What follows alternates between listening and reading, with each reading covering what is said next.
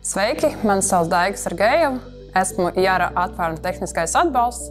Šajā video pastāstīšu par to, kā sākt lietot atvārna mainīgā lietojuma devu kartes jūsu terminālī.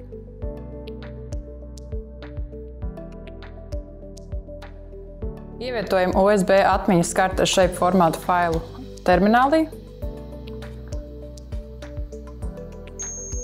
USB atmiņas karte ir atpazīta. Spiežam uz 3 punktiņiem, CC Control. Tad spiežam uz 3 svītriņām, importēt. Importējam vienu no laukiem,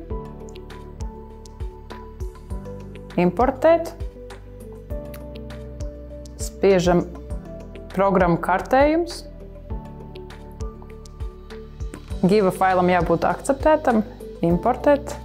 Izvēlamies vienības, tātad masa. Nākamais. Kilogrami. Nākamais. Shape formāta fails tika importēts. Lai uzsāktu darbu, spiežam Start. Viss gatavs!